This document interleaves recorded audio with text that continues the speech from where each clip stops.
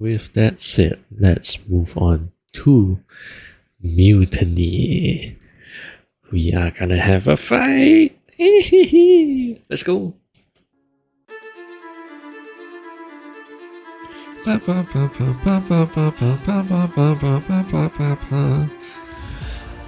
Yes. Who is this run by? Yeah, and Odysseus not even looking back. Crash site. Say that you didn't know how that would end.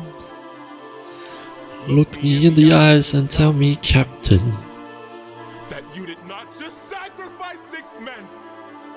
I love the emotions here. Say I'm crazy and mad. That this is awesome trick the gods have sent. Tell me you did not miss home so painfully bad that you gave up the lives of 6 of our friends. When we fought the Cyclops, you were quick to hatch a plan.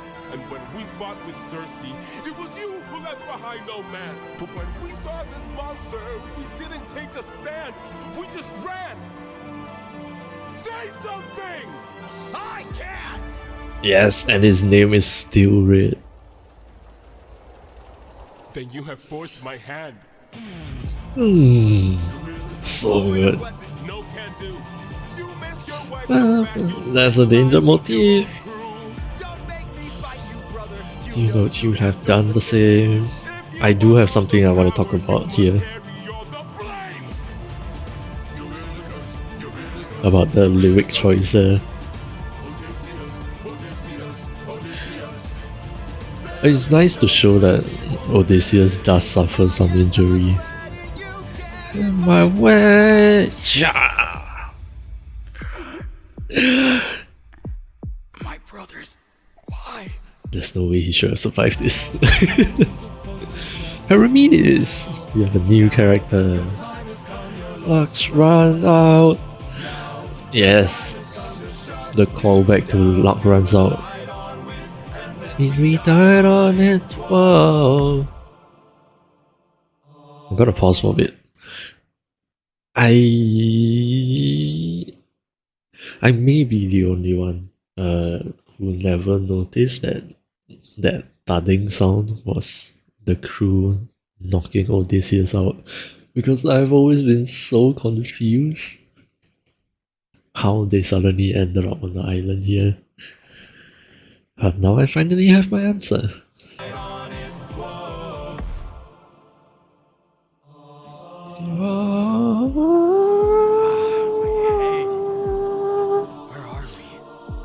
Oh, the choir is so pretty.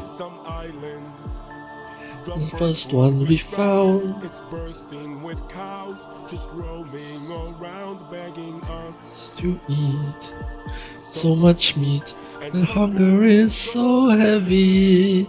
And the statue. They tied him to the statue? Oh, he looks good. Still hunt. So in front, and hunger is so heavy. Please don't tell me you're about to do what I think you do. I love the callbacks in this song.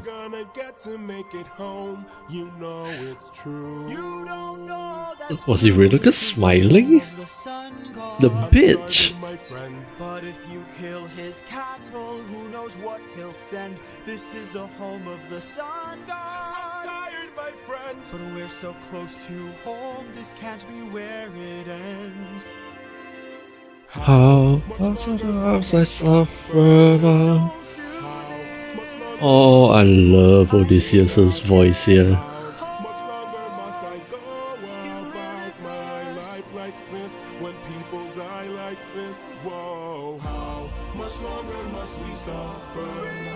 Sinner, we can't have hope. Eurylochus, I'm just a man. Oh, I almost wish there was a bit more frames at the killing of the cow there. And now Helios is angry. Captain, away from this island now. Grab And now suddenly they're all listening to him again. These cows were immortal. They were the sun god's friends. And now that we've pissed them off, who do you think you'll send? Full speed ahead! Full speed ahead! Faster! Faster! Boom! Yes! We're too late. Yee-hee-hee. Okay, the sounds are done. Yeah, that was so good. Initially I didn't really pay that much attention to Mutiny, but oof, the more I listen to it, the more I enjoy it and appreciate everything that it is. Anyway, back to the video. I'm not sure there's a whole lot to talk about with the animation this time because it was very, very simplistic, which is not a bad thing. It's just that it doesn't give me all that much to really talk about over here. Say you did tell me, Captain. Look me in the eyes. But I do like the smoothness in the movement in this time, in the animation this time, and like the general facial expressions. Especially this one. I really, really like this one. It's just this look of... It's like Eurylochus is on the very verge of losing his mind. And I don't know how, but they just captured that facial expression so well. Who was the animator again? I remember it started with a C. Crashite, I think. The top part here is getting covered. I wish I could get rid of that, but I think that should be Crashite. Yeah, the facial expression in this animation this time is incredible. It's probably one of the better ones in my opinion. Like, look at all of them. You can almost kind of immediately tell what they're all thinking.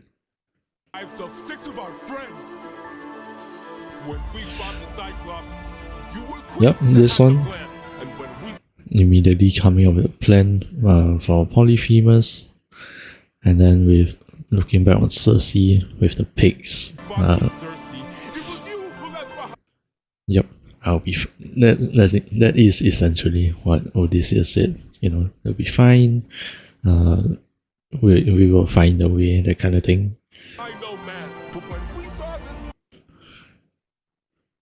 I did not notice this on the first watch through, but that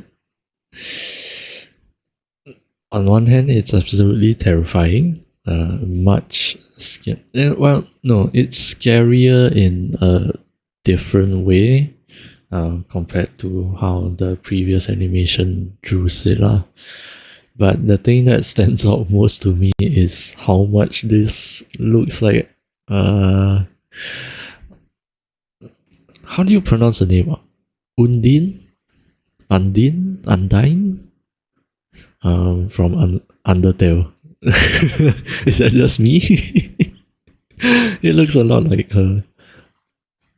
Which again is not a criticism. It is a fantastic depiction of Scylla also. And the voice! Say something! Just the raspiness in both of their voices. It's so good.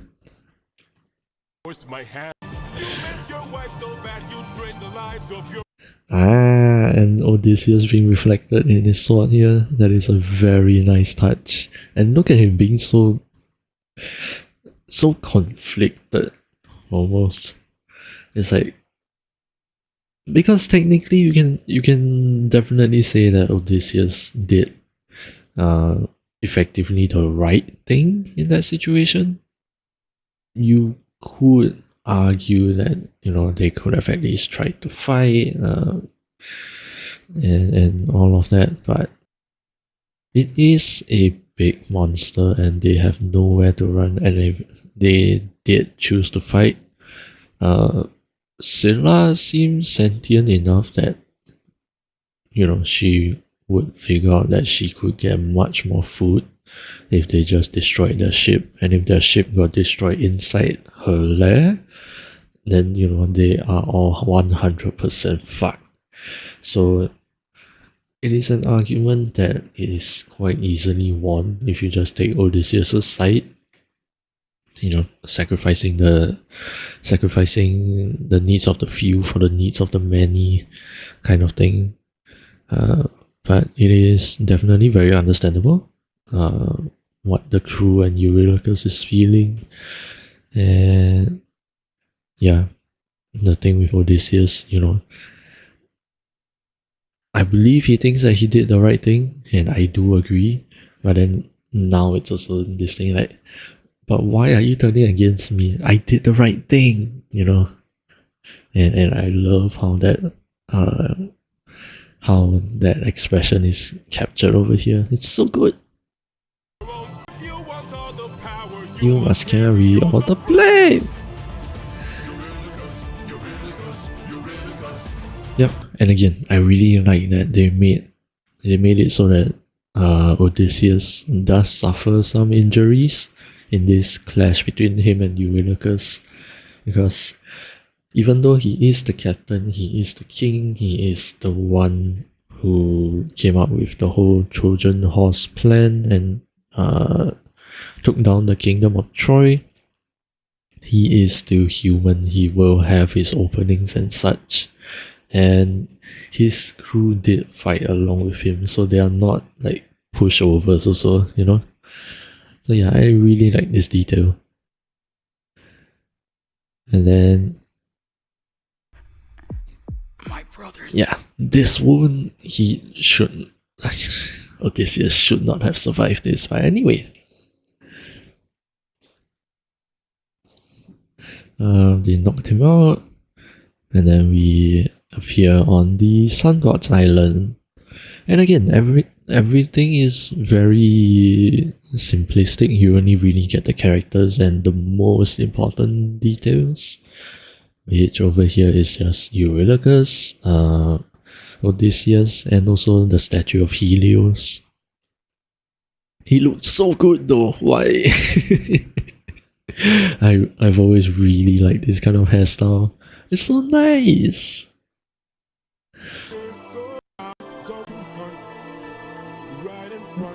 And yeah, all of the cows, which I'm not seeing. Oh, this can't be where it ends. But yeah, I remember finding the look of the cows kind of strange. Where are they? There you go. The cows almost look strange, but that could also be deliberate because these are not normal cows. Hold on, am I being stupid? Do cows have the horns on their head? They don't. I'm not stupid, right? Yeah, they don't have horns. Oh no, maybe some of them do.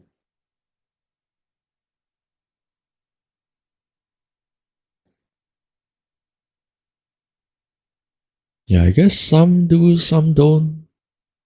So maybe it's not really an inaccurate drawing of them. I got a little bit curious, and so in, typical me fashion, I decided to go and do a little bit of research. And as it turns out, cows actually do have horns. Some of them. So what's happening is that the cows, they actually have a gene inside of them that determines whether or not they are born with horns. Some breeds have that gene and therefore they have horns. Some of them don't have that specific gene and are naturally born without horns. the typical cows that we normally see are generally going to be farmland cows, domestic ones that are raised and taken care of by farmers.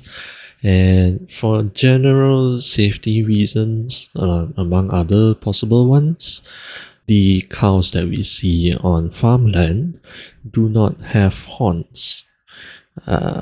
Whether that is because they are selectively bred without that horn gene, or because they were dehorned or disbudded as a very young calf before the horn actually starts to grow and get attached to their skulls.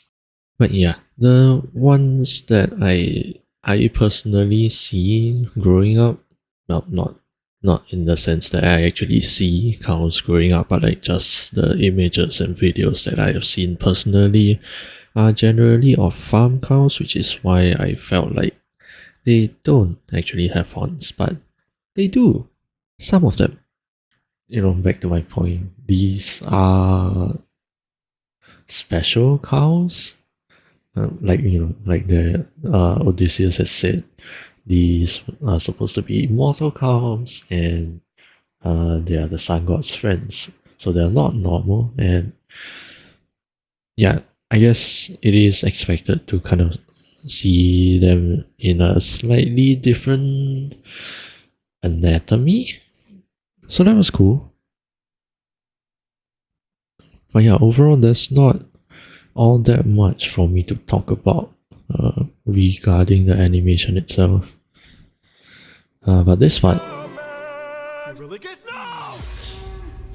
yeah, it just seems like a very awkward and sudden cut between the Eurylochus, no! slash and just suddenly the cow is already on the floor and already bleeding out. I would have liked to see a couple more frames in between, at least showing that the cow is falling down, or at least showing the actual slashing and just stuff like that. So yeah, just generally a few more frames in the middle to kind of show some more movement would have been nice. But yeah, I like that. Then the color all changes also. There slowly changes, and then you also see Helios kind of waking up in a sense. So yeah, that was great. And yeah, running back to the ship full speed ahead. And the thunder. Brah. We know who's coming next. But before that, there are a number of music details that I do want to mention. So we shall watch this one more time.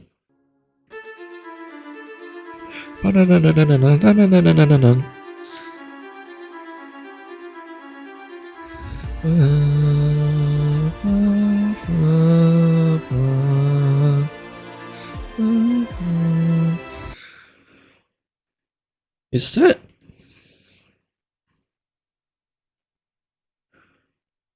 that supposed to be Luck Runs Out? Is that Luck Runs Out?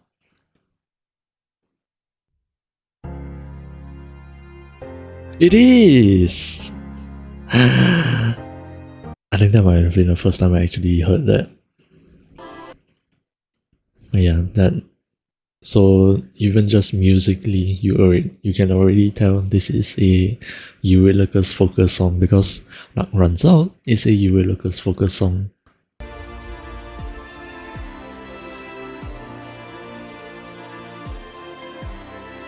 To me, you did not know that would happen.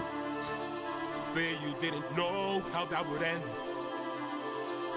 Look me in the eyes And it's interesting that there is female choir back here.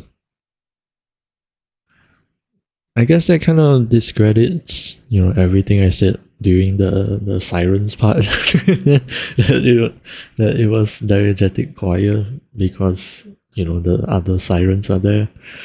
Here, I don't think they would be around. So, curious why there is. I would consider this non-diegetic. Basically, that just means that the choir is not supposed to be here. And I'm wondering why. There has to be a reason. Tell me you did not know that would happen. Say you didn't know how That would end. Look me in the eyes and tell me, Captain. That you did not just sacrifice 6 men. Use your wits to try and say I'm crazy. That this is awesome trick the gods have sent. I've always found Eurylochus' voice in especially Mutiny to be very, very interesting. There's something to the quality of his voice that almost sounds unnatural, naturally, if that makes any sense. There's a lot of, it could be, I mean, mainly would be his voice, and that could also be, something about the microphone technique used here. But there's a lot of, I want to say, mids to lower mids that makes the voice sound almost unnatural in a sense. I don't know if you guys get what I'm talking about. Sacrifice 6 men. Use your wits to try and say I'm crazy and mad. Yeah, when it sings, mad. There's something there that I don't know what it is, but yeah, it has just always sounded very interesting to me how they got his voice to sound like that. Is it an intentional EQ, or is it just how his voice naturally sounds? There's a lot of, would it be called resonance? I'm not sure, but something is there. Use your wits to try and say I'm crazy and mad. That this is awesome trick the gods have sent. Tell me you did not miss home so painfully bad that you gave up And the lives of piano is 6 there again.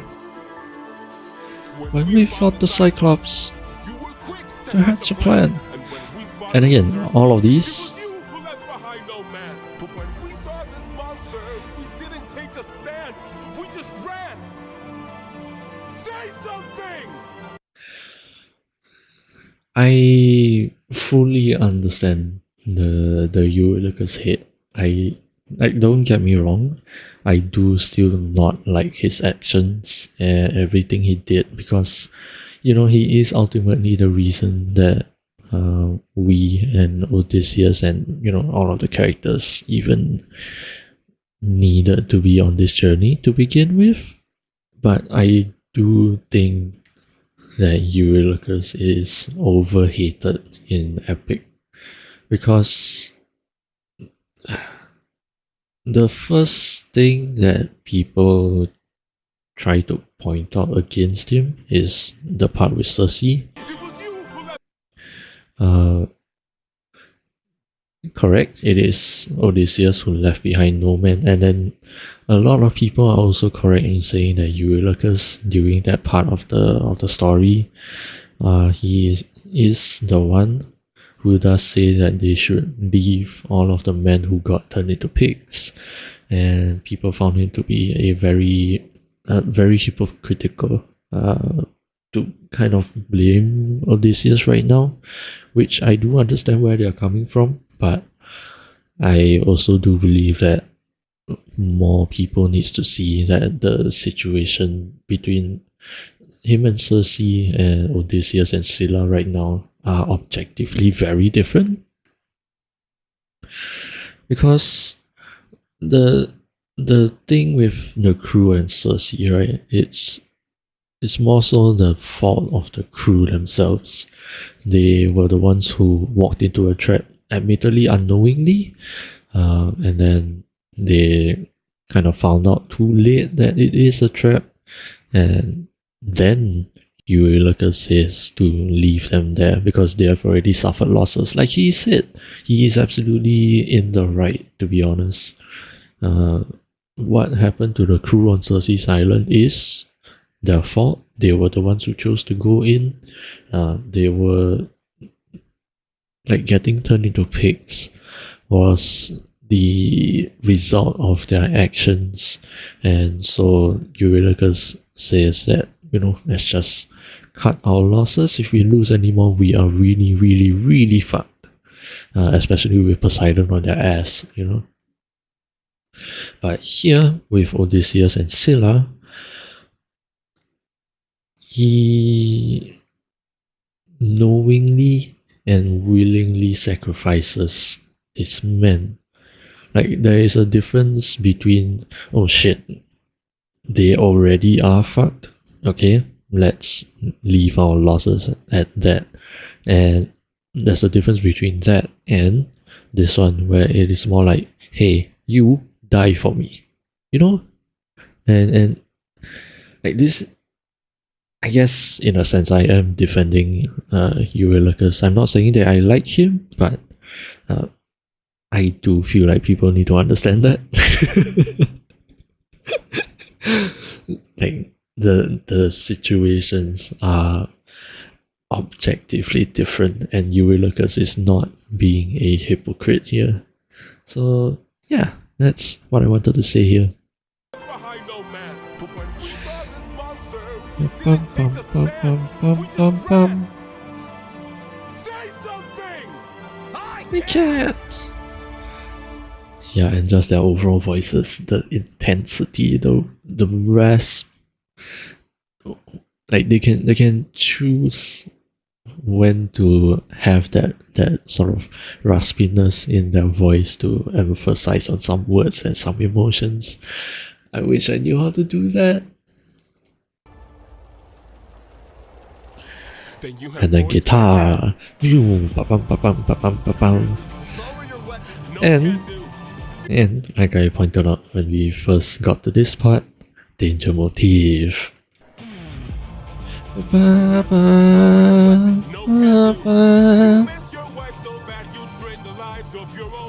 And yeah, the electric guitar, because Odysseus is in fight mode now. And again, with what Odysseus says here, you would have done the same. I'm not sure he would, because again, the situation is objectively different. I'm not so sure that I see Eurylochus as someone who would sacrifice people. So, as much as I like Odysseus, I cannot say that I am on his side for this one.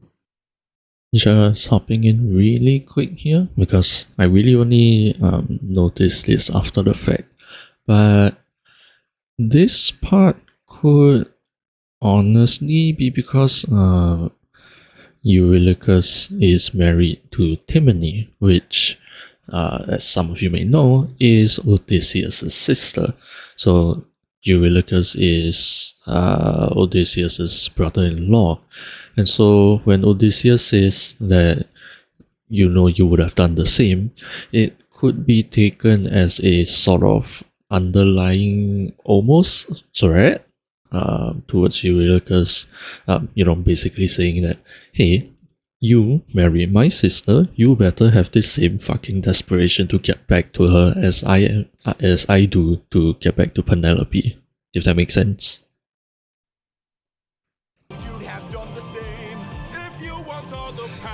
You must carry all the blame. Keep that line in mind.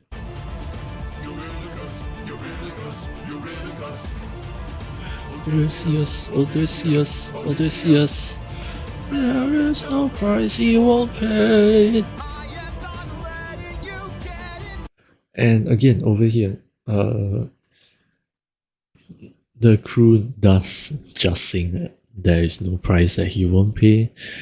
And you can kind of see that it is true right now that Odysseus You can argue that he is ready to kill Eurylochus because he is getting in his way of getting home.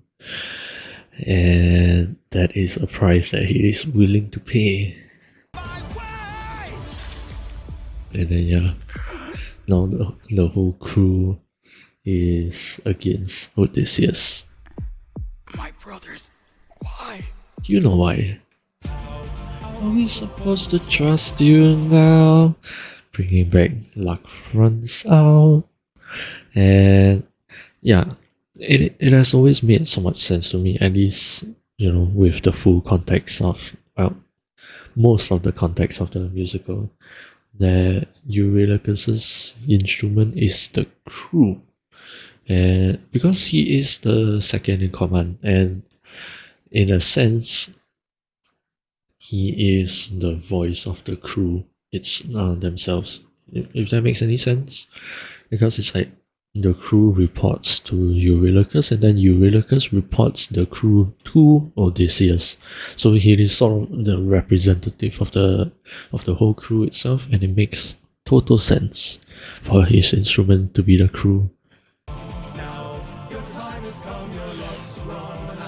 And if you have noticed this entire time, the crew follows Eurylochus musically.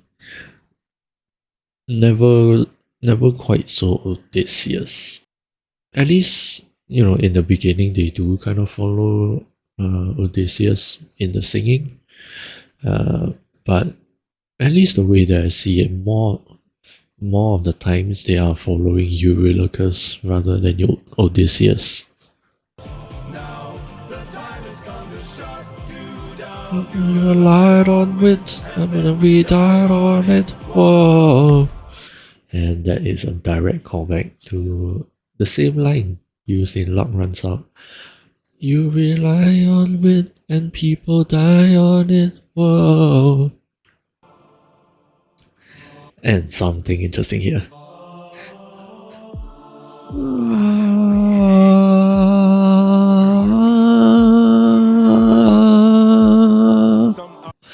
The choir is singing the danger motif. The heavenly choir is singing the danger motif to tell you two things. Number one, of course, this place is dangerous. There is danger here. Number two, they are heavenly choir. This place is divine. So the gods are somehow involved in this place, before they even mention the statue of Helios. And then notice what Eurylochus sings here. Where are we? Some island. Da da da da da da da da da da da da da da da da da da da. That is the same cadence and more or less notes that Zeus sings all the way back in The Horse and the Infant.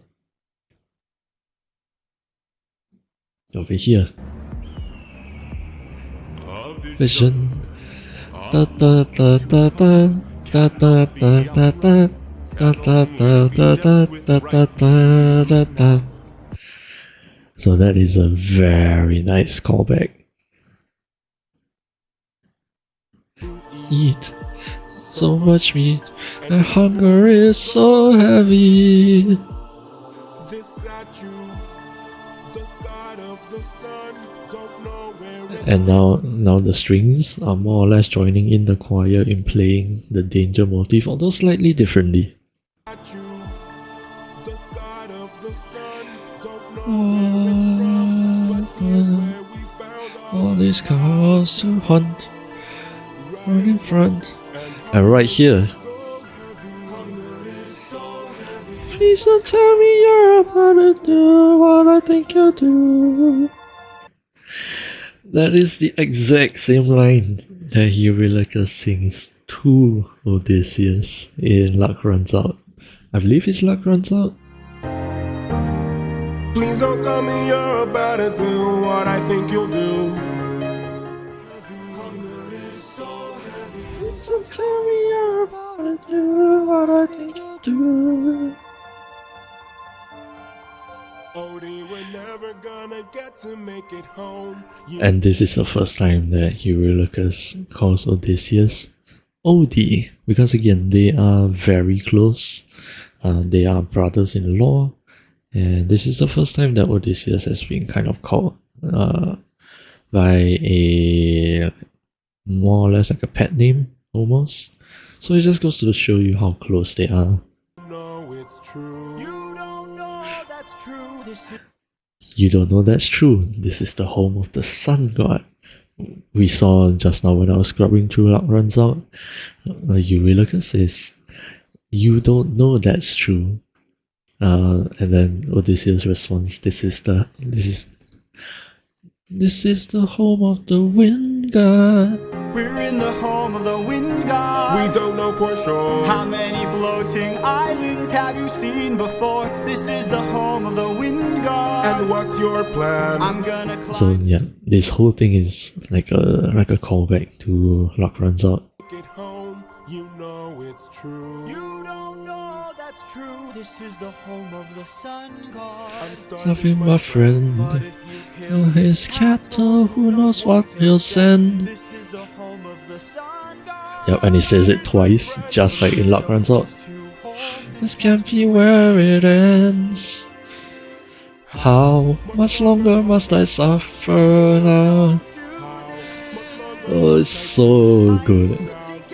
How much longer must I go about my life like this? When people die like this, whoa. Much longer must we suffer? And again, what I mentioned just now, the crew follows Eurylochus. Much longer must we push through doubt? How much longer must we go? And yeah, Odysseus's lyrics here are also interesting, because here in the beginning he says, "Please don't do this. I need to get home."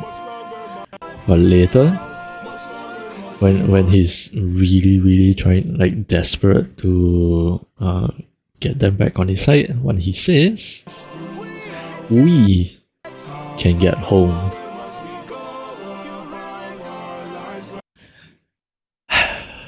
Odysseus. Yeah, you can see that he's, even in a situation like this, his most like absolute top priority is getting himself home. At this point, he's thinking more about himself than the crew.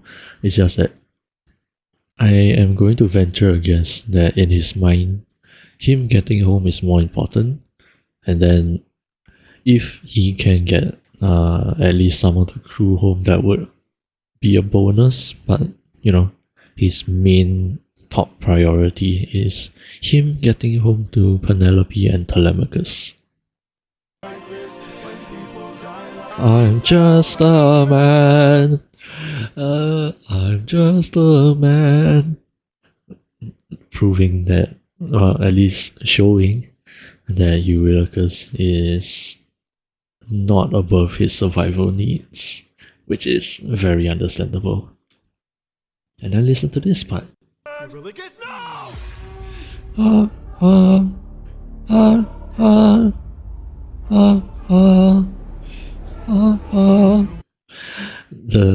The heavenly choir is back and singing the danger motif, not quite as beautifully anymore.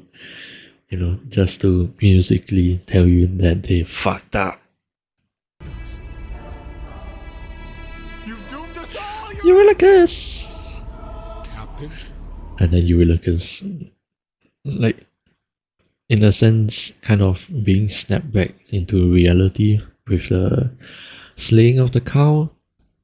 He now kind of resets back into factory settings, right? And immediately looking back at Odysseus for instructions again, because he knows he fucked up and he doesn't know how to get out of this. And what does he do whenever, like in this entire journey, whenever he needed guidance or whenever he was unsure of what to do, who does he look towards? Odysseus, his captain. And same goes with the rest of the crew. All of them suddenly follow him again, despite having just carried out a mutiny against him. Because deep down, they all know that Odysseus is the only one who has any chance of getting him out of, whatever they royally fucked up. So yeah, it's a hot mess. With all the strength your arms allow! These cows were immortal. They were the sun god's friends. And now that we've pissed them off, Who do you think you'll send? And now we're going back full speed ahead. Faster! Faster! And you hear the thunder. we're too late. And you know who's coming back. We know who's making a reappearance. So yeah, that is the end of Mutiny.